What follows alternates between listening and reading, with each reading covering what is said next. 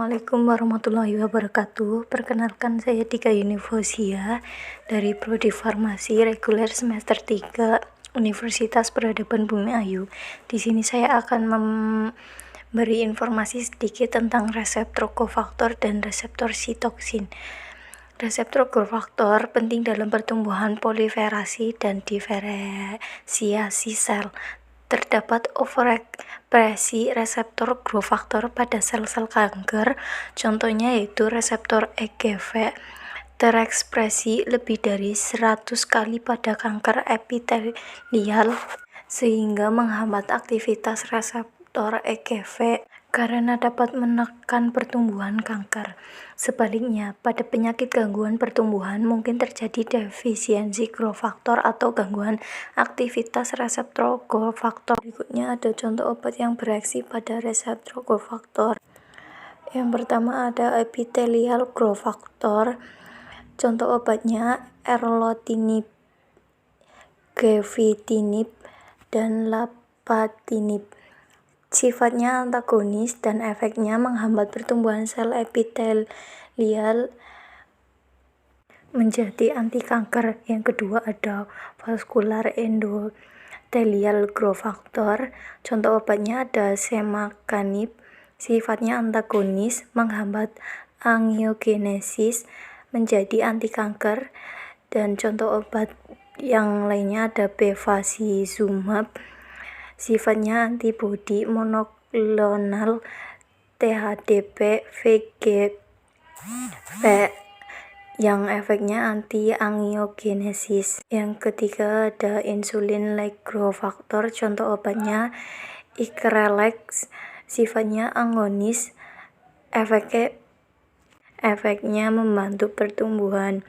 Yang terakhir ada keratinosin growth factor.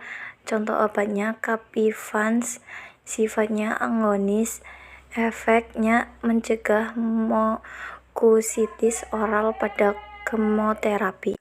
Reseptor growth factor merupakan reseptor yang tergolong reseptor tirosin kinase yang memiliki peran sangat penting bagi pertumbuhan sel. Dengan adanya ikatan antara suatu growth factor dengan reseptornya, maka akan terjadi serangkaian peristiwa molekul yang berujung pada transkripsi gen seperti ditunjukkan pada gambar di bawah.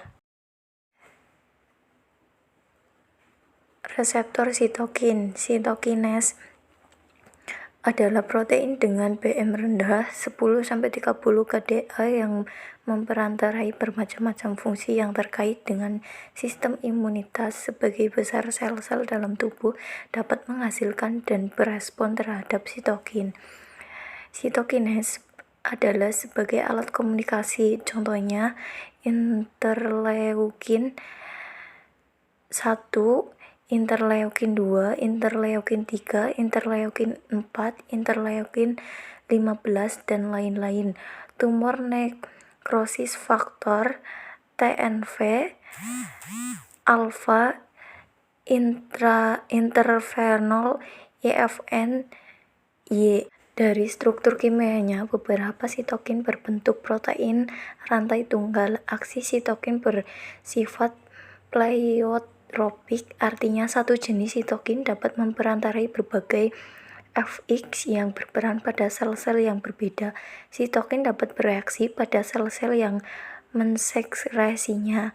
Aksi sitokin diperantarai oleh ikatan dengan reseptor yang termasuk RTK. Berikutnya yaitu terdapat gambar contoh signaling IFNY intravenol gamma. Reseptor sitokin terlibat dalam proses atau penyakit inflamasi atau sistem imunitas, yaitu asma, rematik, psoriasis, dan lain-lain. Contohnya IL-4 memicu produksi IgE dari B sel. IL-5 merupakan kemoatraktan bagi eosinofil. TNF-A dan IL-1 terlibat dalam TFNA dan IL-1 terlibat dalam artritis reumatoid. IL-10 merupakan sitoksin utama pada psoriasis, dan ini merupakan contoh penyakit psoriasis. Rheumatoid arthritis adalah peradangan jangka panjang pada sendi akibat sistem kekebalan tubuh yang secara keliru menyerang tubuh. Jika dibiarkan, radang sendi yang memburuk bisa menyebabkan gangguan fungsi sendi dan perubahan pada bentuk sendi tersebut. Berikut adalah perbandingan antara normal osteoartritis dan rheumatic arthritis. Berikutnya yaitu contoh keterlibatan sitokines dalam penyakit asma dapat dilihat dalam gambar di bawah ini. Selanjutnya yaitu penggunaan sitokines dan antagonis reseptornya secara klinis. Anti-IL-4 memblok produksi IgE, mencegah reaksi alergi.